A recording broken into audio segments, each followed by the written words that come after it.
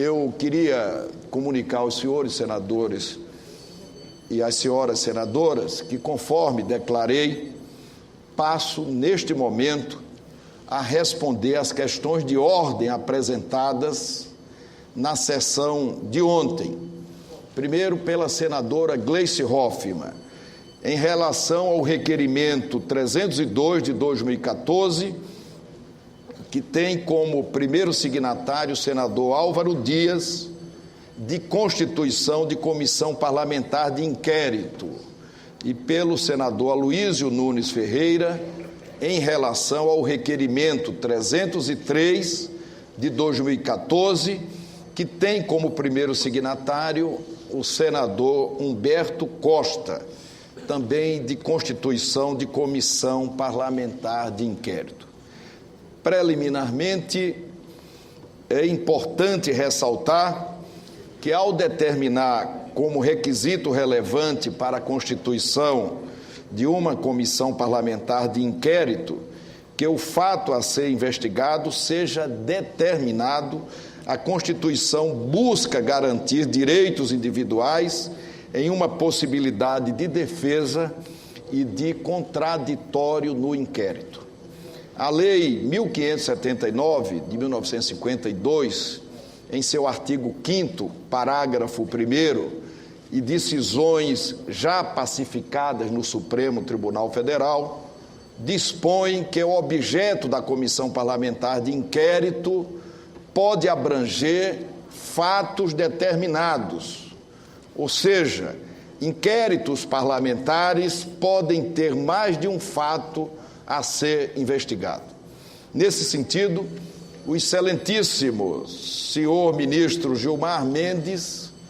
ao julgar o agravo regimental de suspensão de segurança número 3.591 de São Paulo, do estado de São Paulo, assim decidiu. Segundo Nelson de Souza Sampaio, fatos vagos ou imprecisos que não se sabem onde nem quando se passaram são meras conjecturas que não podem constituir objeto de investigação. No mesmo sentido, o ministro Celso de Mello, em obra doutrinária, asseverou o seguinte: mencione-se desde logo que somente fatos determinados, concretos e individuais, ainda que múltiplos, que sejam de relevante interesse para a vida política, econômica, jurídica e social do Estado, são passíveis de investigação parlamentar. Daí, depreende-se que, se uma comissão parlamentar de inquérito começa com fatos determinados e concretos, ainda que múltiplos, repito, seu objeto de investigação está delimitado. Esses fatos determinados balizam, portanto, os limites da comissão parlamentar de inquérito. O Supremo Tribunal Federal tem entendido, e esse entendimento já se encontra também pacificado, que novos fatos determinados podem ser incorporados ao rol inicial, mesmo no curso das investigações empreendidas pelas comissões parlamentares de inquérito já instaladas. É o que se extrai do acórdão do julgamento do habeas corpus 71039,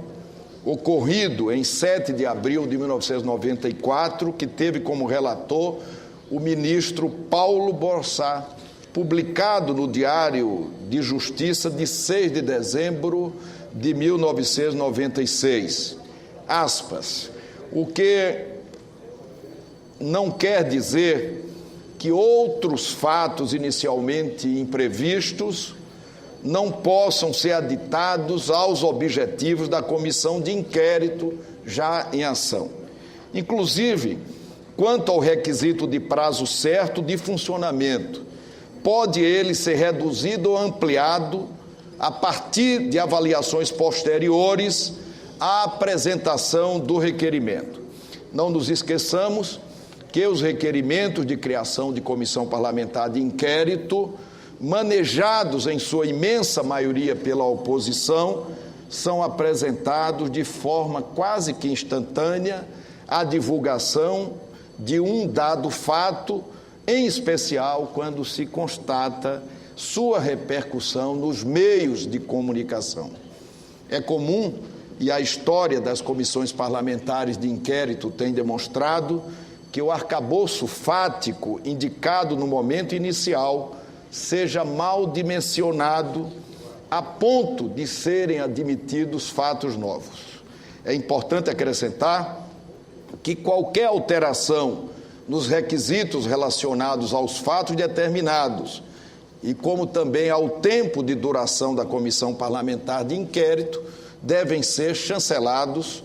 por subscritores que representem pelo menos o número mínimo constitucional. Isto posto, respondo negativamente à questão de ordem formulada pela senadora Gleice Hoffmann. Quanto à questão de ordem apresentada pelo senador Aloysio Nunes Ferreira, referente à parte do objeto do requerimento 303 de 2014, que, segundo Sua Excelência, violaria o artigo 146 do Regimento Interno, por buscar investigar matéria pertinente aos Estados, esclareço que, na medida em que os projetos dessa natureza são financiados por operações de crédito aprovadas pelo Senado Federal, no exercício de sua competência constitucional, tais matérias podem sim ser investigadas pelo Senado Federal. Nesse mesmo sentido, é o entendimento do Supremo Tribunal Federal, no acórdão proferido nos autos do habeas corpus 71039/5 do Rio de Janeiro, de relatoria do eminente ministro Paulo Brossard, assentou-se que tudo quanto o Congresso Nacional pode regular, cabe-lhe investigar. O poder investigatório do Congresso se estende a toda a gama dos interesses nacionais a respeito dos quais ele pode legislar. Assim, também respondo negativamente à questão de ordem do senador Aloysio Nunes Ferreira.